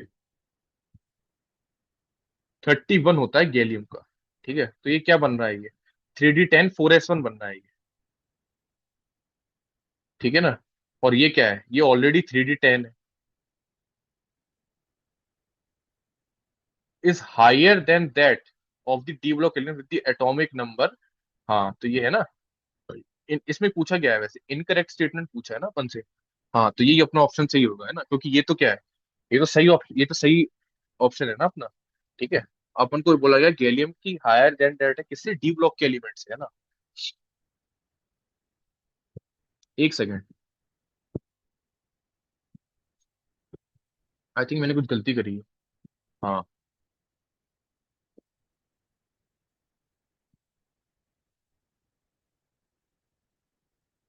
हाँ, हायर नहीं होगा ना, क्योंकि हायर कैसे हो सकता है? आप देखो, ये 3D10 है, ठीक है ना। स्टेबल क्या है, 3D10 होगा या 4S1 होगा? 3D10 ऑलरेडी स्टेबल है, ये तो स्टेबल में बनेगा। ये स्टेबल ऑलरेडी है। स्टेबल को आप डिस्टर्ब करोगे तो क्या है, ज्यादा एनर्जी लगेगी उसमें, लेकिन इसमें बोल रहा है कि इसकी ज्यादा है, तो ऐसा तो हो नहीं सकता। आंसर अपना ये होगा। होप सो चीज समझ में आ रही होंगी। बाकी मैं जैसे बताया ना, पीरियोडिक टेबल चिपकाओ और उसमें रटो, रटना चालू करो, मतलब ट्रिक से रटो, है ना। जैसे कि आपको पता होगा कि LINA होता है, ठीक है। तो लीना का रिबन किसने फाड़ा, है ना। बेटा मांगे कार स्कूटर बाप राजी, है ना। इस तरीके की ट्रिक्स होती हैं कुछ याद करने की, तो उनसे याद करो। डी ब्लॉक के भी याद करो, ठीक है ना। डी ब्लॉक, पी ब्लॉक, सबकी याद करो, ताकि आपको दिक्कत ना आए बाद में, है ना। आप हो सकता है यही भूल जाओ कि यार इसका क्या होता था एटॉमिक नंबर, आपको ध्यान रहेगा अगर ट्रिक से, तो आप इसका एटॉमिक नंबर याद रहेगा और सवाल गलत नहीं होगा। ठीक है। अब इसमें देखो, ये तो देखो वही है यार, मैंने जो पढ़ाया था, मैंने ऊपर वैसे ही पढ़ा दिया था आपको, कि आपको क्या ध्यान रखना है कि इलेक्ट्रॉन एफिनिटी की वैल्यू कब पॉजिटिव आती है। पॉजिटिव एक ही चीज में आती है, जब सेकेंड ग्रुप, 18th ग्रुप और एन एटम की बात चल रही है।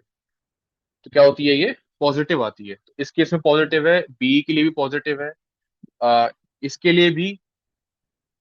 चलो अच्छा, ये पता नहीं है भी, है ना, इसका देखते हैं, ऑप्शन से समझ में आ जाएगा वो तो।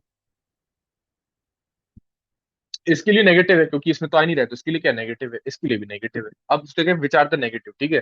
तो जिसमें डी और ई है वो तो पक्का है, ठीक है। अब डी और ई किसमें है, डी और ई इसमें, डी और डी इसमें, लेकिन इसमें ए भी है, ए भी तो हो नहीं सकता, तो आंसर क्या हो जाएगा, ये हो जाएगा। ठीक है ना, सी का पता ही नहीं है, लेकिन तब भी अपन ने सही कर दिया, देख रहे हो। इसमें अगर वो इलेक्ट्रॉन एफिनिटी के इलेक्ट्रॉन गेन एंथैल्पी पूछ लेते ना, तो तब भी आपको ये लगाना था, क्यों? क्योंकि दोनों सिमिलर चीजें होती है, एक दूसरे रिलेटेड होती है। जितनी ज्यादा इलेक्ट्रॉन एफिनिटी की वैल्यू नेगेटिव होगी, जितनी ज्यादा, नहीं सॉरी, जितनी ज्यादा इलेक्ट्रॉन की एंथैल्पी की वैल्यू नेगेटिव होगी, उतनी बेटर क्या होगी, उतनी मतलब उतनी बेटर होगी इलेक्ट्रॉन एफिनिटी, अगर आपसे ऐसा पूछ लिया जाए ना, तो आपको ध्यान रखना। In case of iso electronic species size, हाँ, अब आप इसको देख के क्या कहोगे कि यार भैया, ये तीन जैसे है ना, अब ये तो हमने कभी पढ़ा ही नहीं है कि ये फैक्टर्स वगैरह क्या होता है, हमें तो डायरेक्ट सॉल्व करने आते थे। ठीक है ना। अब देखो, जैसे हमने ये पूछा है ना अभी, वो आगे चल के ये पूछ सकते हैं कि मतलब जेड इफेक्टिव क्या होता है ना। और जेड इफेक्टिव किन किन क्या कहते हैं, किस तरीके से दूसरी चीजों को डिपेंड करवाता है उनपे, है ना। तो जेड इफेक्टिव वगैरह के बारे में आपको पता होना चाहिए ना। आयोनाइजेशन एनर्जी नीचे क्यों जाती है, इसका रीजन वो पूछ सकते हैं। अब वो क्या मैं बता रहा हूँ, वो सब वो यही करेंगे ना, उनका काम अब ये रह गया है कि वो इन आलतू फालतू टाइप के सवालों को पूछें, ताकि मेंस और टफ बने और बच्चों को दिक्कतें आए, है ना। तो अपन को इन सब चीजों के लिए तैयार रहना है। आपको ये सब चीजें भी, रीजंस भी जो है ना, वो भी समझने पड़ेंगे अब। ठीक है, क्योंकि क्या है कि वो वैसे सवाल पूछेंगे यार, उनके पास ज्यादा सवाल रह नहीं गए हैं पूछने के लिए। ठीक है। तो देखो, आइसोइलेक्ट्रॉनिक स्पीसीज है F-Na Na+, है ना। अब सबसे पहले तो देखिए, घबराना बिल्कुल नहीं है। देखो, मैं बता रहा हूँ, मेंस के इतने सवाल आते हैं ना, वो देख के काफी बार ऐसा आपको दे देते हैं कि आपका घबरा जाओ। ठीक है। आप क्या देखो कि ये तो मुझे पढ़ा नहीं, तो घबरा जाता हूँ और पैनिक कर जाता हूँ। पैनिक बिल्कुल नहीं करना है, पैनिक बिल्कुल नहीं करना है, ठीक है। वो तो उनका काम है ये सब करवाना है यार। और मेंस में मैं बता रहा हूँ, ऐसे सवाल दिए जाते हैं पैनिक करने के लिए, लेकिन आप थोड़ा सा भी दिमाग लगाते हो ना अगर, काफी बार आंसर आ जाता है, मैक्सिमम केसेस में आंसर आ जाता है, जबकि आपने डायरेक्ट नहीं पढ़ा हो। ये तो कुछ है नहीं, जबकि ये सवाल तो इसमें पूछा गया, isoelectronic species of size F-, any plus is affected by. ठीक है। अब इसमें देखो, अगर आपने पढ़ा हो, तो इसमें Fe- जो है इसका ज्यादा रहता है, फिर Ne का, फिर Na+ का। ये अपन कैसे देखते हैं, ये आई थिंक अपन देखते थे, फिर अपन किससे देखते थे बॉस, ये हाँ, अपन वो E/P रेशियो होता है ना, हाँ, E/P रेशियो होता है, E/P रेशियो, उससे देखते हैं अपन। ठीक है। तो इसका E/P रेशियो कैसा है, इसका E/P रेशियो ज्यादा है। तो ये न्यूक्लियर चार्ज की बात चल रही है, आंसर यही होगा। ठीक है ना, ना तो ये होगा, ये तो कुछ लिखा है नन ऑफ द फैक्टर्स, ऐसा तो है नहीं। साइज तो सेम है नहीं। प्रिंसिपल क्वांटम नंबर ना, ये तो बिल्कुल नहीं है। क्या electron electron interaction outer orbitals, नहीं, ये भी बिल्कुल नहीं है, न्यूक्लियर चार्ज ही होगा। लेकिन आप वो क्या पूछ सकते हैं, वो जेड इफेक्टिव के बारे में पूछ सकते हैं, है ना। वो वो और भी चीज पूछ सकते हैं, इलेक्ट्रॉन एफिनिटी का रीजन क्या है ना। मैंने बताया ना, डायगोनल रिलेशनशिप का रीजन क्या क्या हो सकते हैं। अब वो रीजन पूछ पूछ के अपना मतलब काम चलाएंगे, तो आपको भी रीजन अभी अभी रटने हैं। देखो, अभी रटने की जरूरत नहीं है, अभी रटने जाओगे तो बहुत रटना पड़ेगा और कंफ्यूज हो जाओगे। ये सब चीज लास्ट क्लास में रट लेना। लास्ट 10 मिनट की काम हो जाएगा तुम्हारा, ठीक है ना? अभी रटोगे बाद में भूल ही जाओगे। ठीक है, अभी रटने की जरूरत नहीं है, मैं बताता हूँ कब रटना है, ठीक है? अब देखो ये आ गया है। ये सवाल है, options with only amphoteric oxides are, ठीक है? तो Cr2O3, BeO, SnO, SnO2, है ना? तो ये होता है एक्चुअली, ठीक है? इसमें क्या है, Cr2O3, CrO, ये नहीं होगा। इसमें ये CrO नहीं होता है। NO क्या होता है? NO तो न्यूट्रल होता है। इसमें सारे हैं, ठीक है? इसमें क्या है, इसमें तो सारे आ गए। तो देखो ये भी एडवांस का सवाल है, और ये एडवांस 2017 का, आप देख रहे हो कि एडवांस में भी ऐसे सवाल पूछ लिए जाते हैं कभी कभी, है ना? तो आपको इन सवालों के लिए भी तैयार रहना है, ताकि इन सवालों को करने में दिक्कत ना आए, ठीक है ना? इसमें CrO नहीं हो, PbO होता है, CrO नहीं होता है। इसकी लिस्ट आप चेक करना, इसकी जो लिस्ट है ना प्रॉपर, मतलब उसको रटने का तरीका जो क्या है, जो भी है, वो मेरे उसमें दिया हुआ है, मेरे नोट्स में, तो उसको आप चेक कर लेना, ये सब रट जाएंगे अपने आप, ताकि ऐसे सवाल आएंगे ना तो वो नहीं छूटे आपसे, है ना?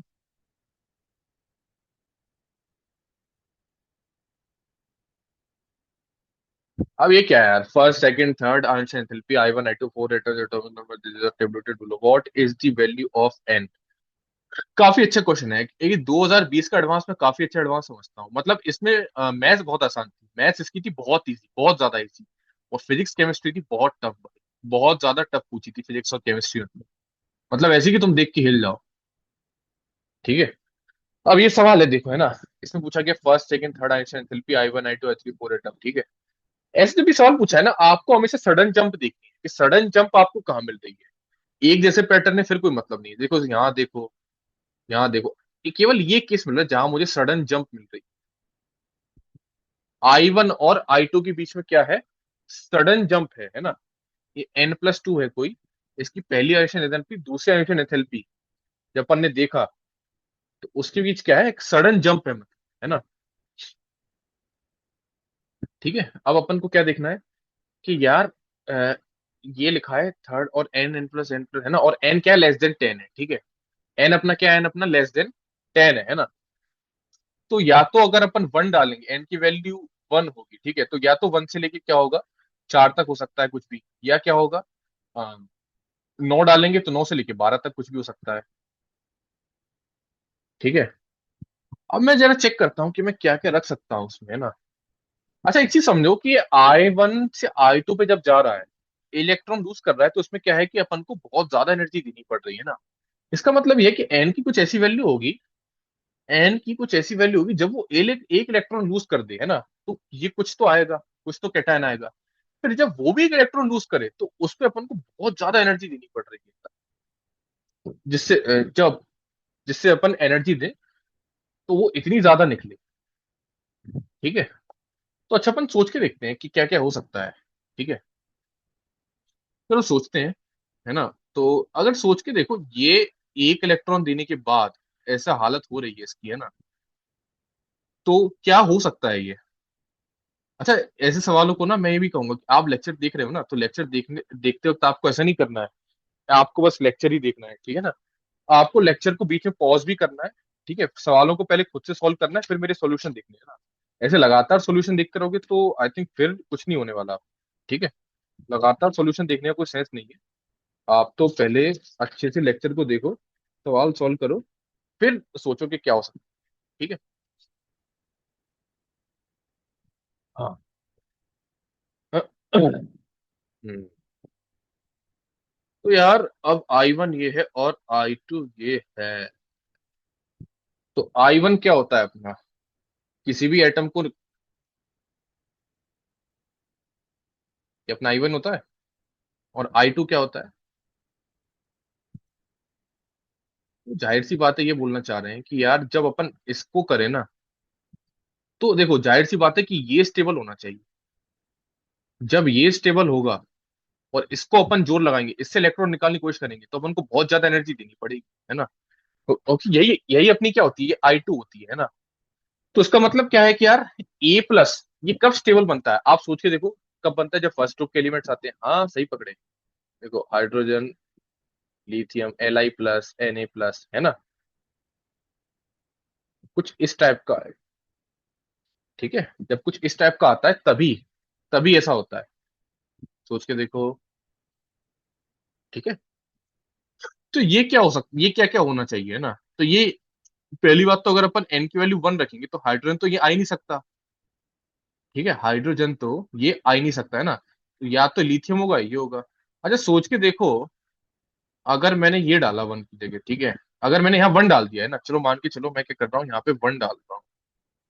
ठीक है, तो ये क्या है, हाइड्रोजन हीलियम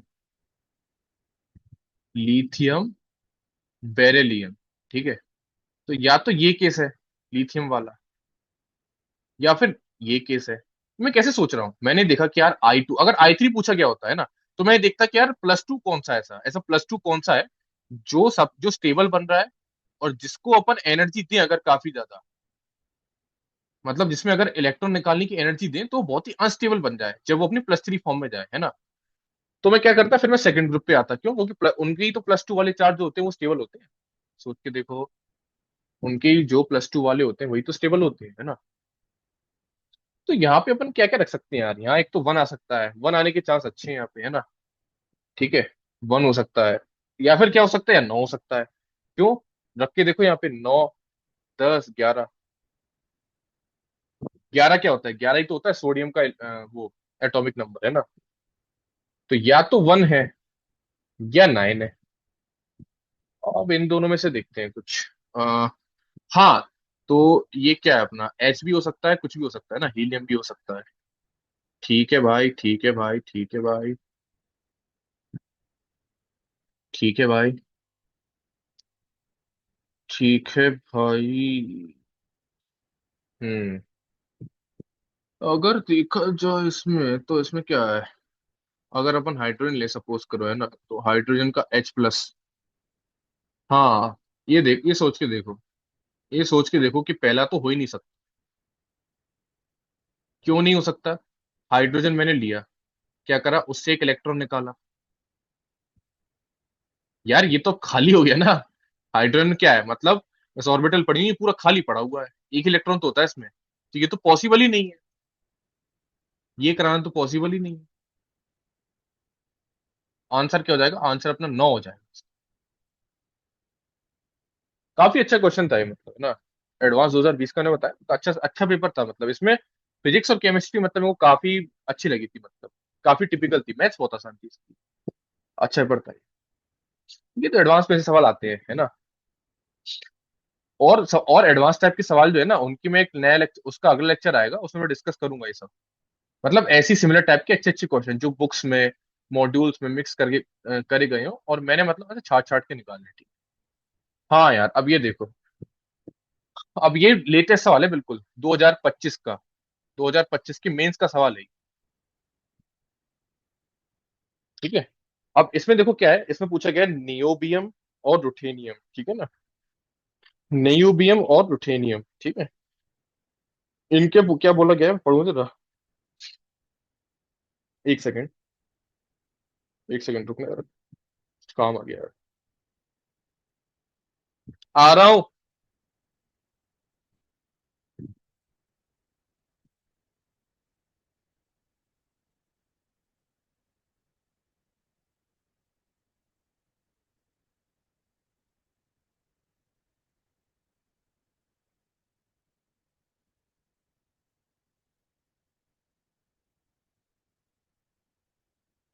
हाँ सॉरी यार, थोड़ा सा काम आ गया था, छोटा सा। हाँ, तो मैं ये कह रहा था कि यार देखो, इसमें क्या लिखा हुआ है, 2 एलिमेंट्स दी हुई है ना, अब आपको अगर पीरियोडिक टेबल आपने पढ़ी ही नहीं, पीरियोडिक टेबल अगर आपने पढ़ी ही नहीं है, तो ये सवाल आपसे हो ही नहीं सकता था, आप छोड़ के आ जाते इसको, है ना।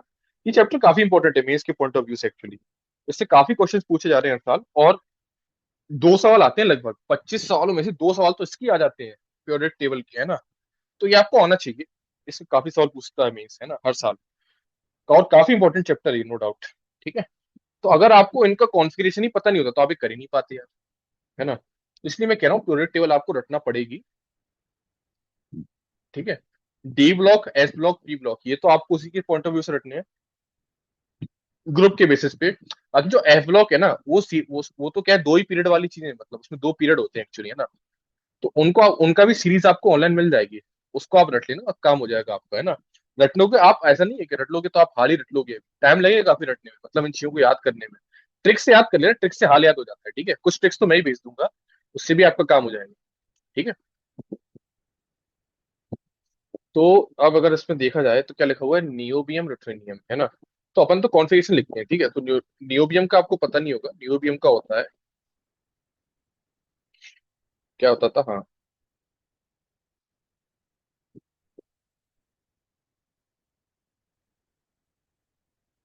रुथेनियम का क्या होता है,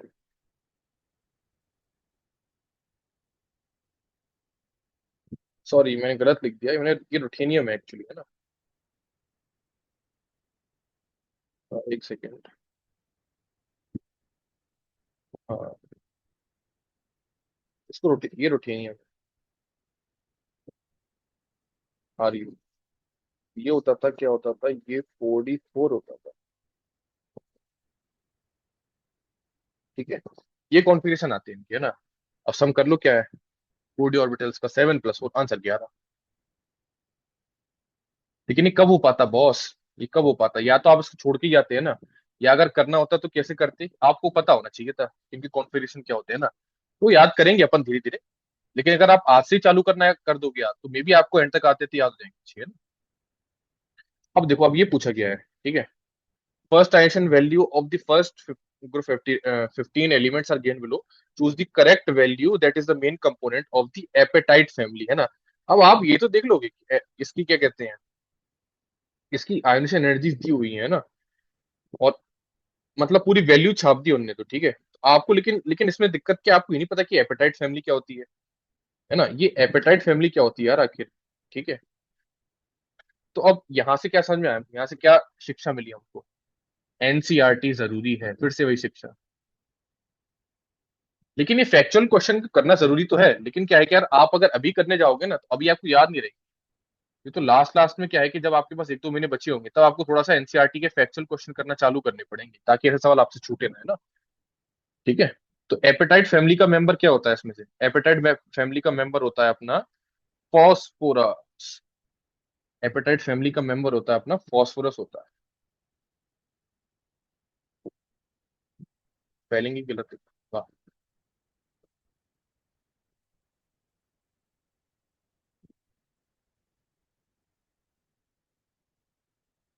ठीक है, अब आपको क्या करना है, आपको वैल्यूज चेक करनी है ना। फर्स्ट 4 पूछा गया है ना, तो आपको अब देखो इसमें क्या है कि आपको ट्रेंड पता होगा ना, अगर आप इस सवाल आसानी से कर लोगे, है ना। आपको अगर आयोनाइजेशन एंथैल्पी का ट्रेंड पता होगा, तो सवाल आपसे आसानी से हो जाएगा। लेकिन उसके लिए क्या है, ट्रेंड पता होना चाहिए। ट्रेंड पता नहीं होगा तो सवाल नहीं हो पाएगा, है ना, ठीक है।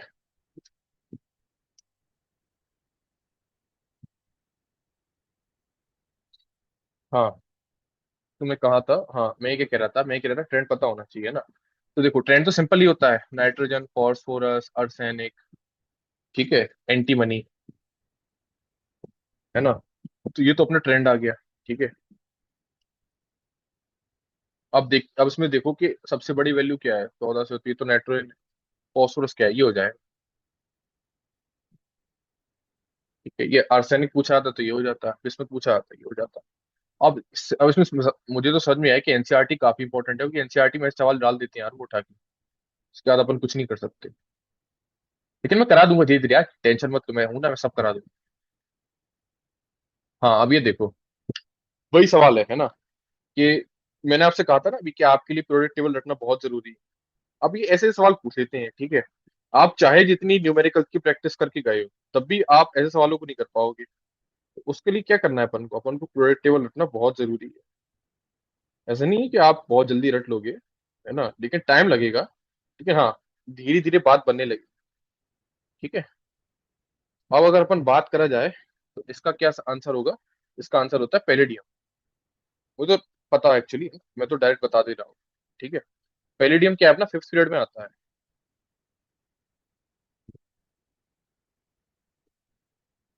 ये सब काय में आते हैं, ये 6th पीरियड में आते हैं।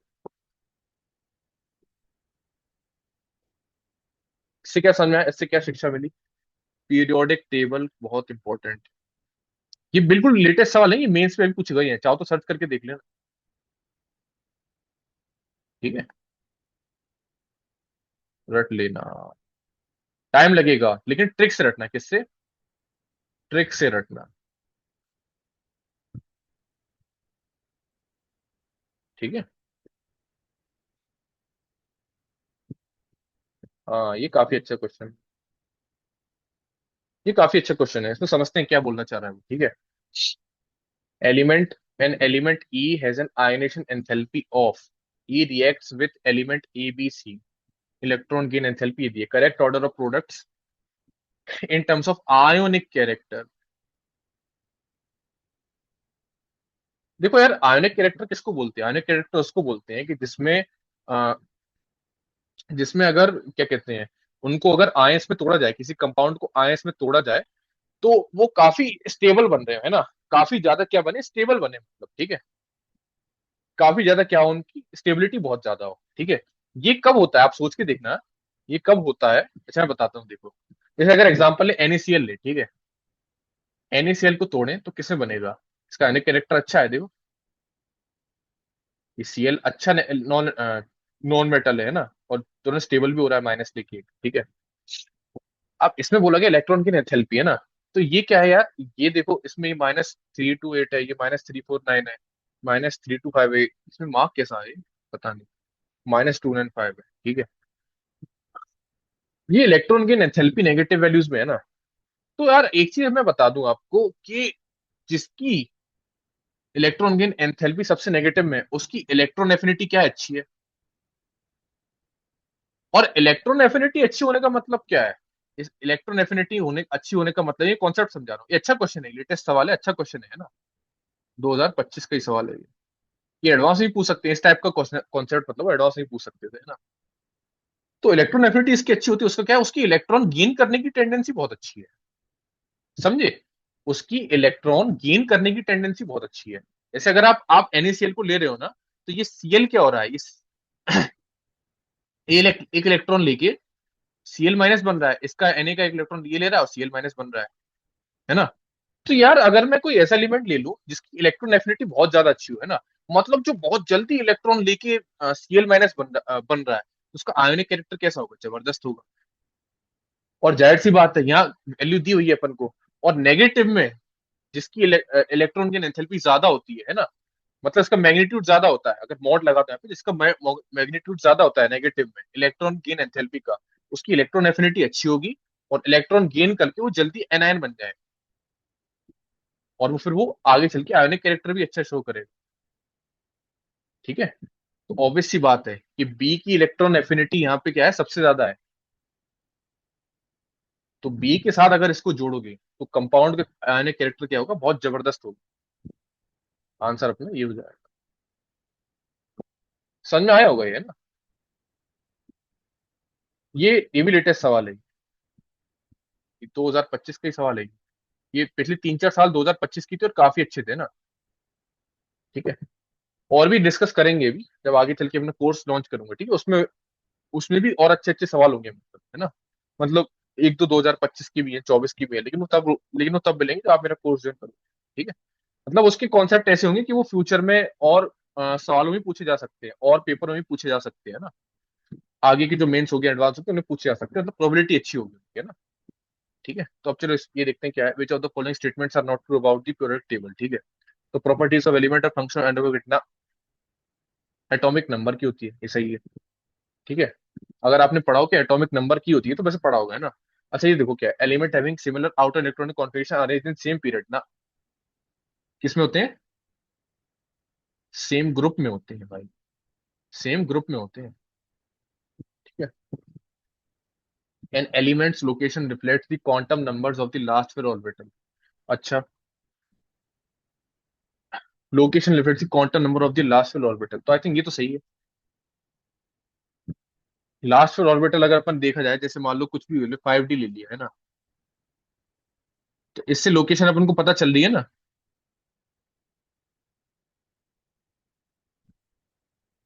इससे पता नहीं था कि डी ब्लॉक में है। सोच के देखो, इससे पता तो चल रहा है ना बॉस, ये तो सही है। The number of elements in period is same as the number of atomic orbitals available in the an energy level that is being filled ना। कैसे समझाते हैं? सपोज करो मैंने 3 से लेकर के 3 पी तक भरना चालू करा थर्ड पीरियड को, ठीक है ना। 3:3:6 ही मान लो, ठीक है। तो इसमें कितने वो आ गए एलिमेंट्स? 8 आ गए। एटॉमिक ऑर्बिटल्स कितनी, वो तो 4 ही होंगी ना।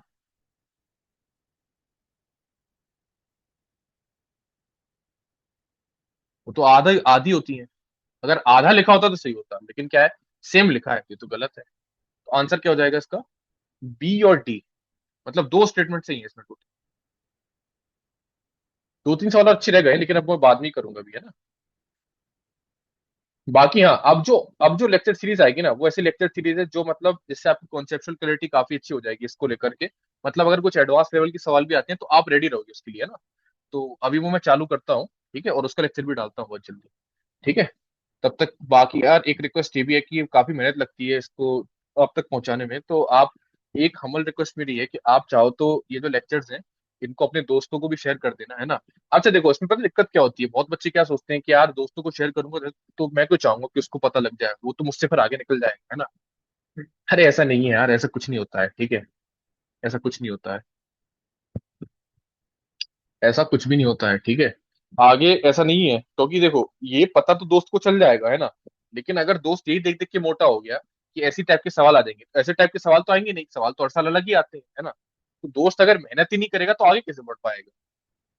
साफ साफ बात तो ये है ना। तो आप ऐसे क्यों सोचते हो कि यार दोस्त को भेज दूंगा, उसको ये सब चीजें पता चल जाएंगी, है ना। ये सब बकवास है यार, ऐसा कुछ नहीं होता है। मतलब मैं भी सोचता था, बाद में मुझको ना बहुत बड़ा लेसन मिला कि ऐसा कुछ भी नहीं होता है। आपको तो जितना ज्यादा से ज्यादा शेयर करोगे उतना ज्यादा ज्यादा आप खुद को भी याद होगा और आपकी भी क्लैरिटी बढ़ेगी। तो ये सब फालतू चीज मत सोचा करो, ठीक है। बाकी थैंक्स आप सबको लिए, आप सब काफी अच्छे सपोर्ट कर रहे हो, ठीक है। चलो मिलते हैं नेक्स्ट वीडियो में। Thank you.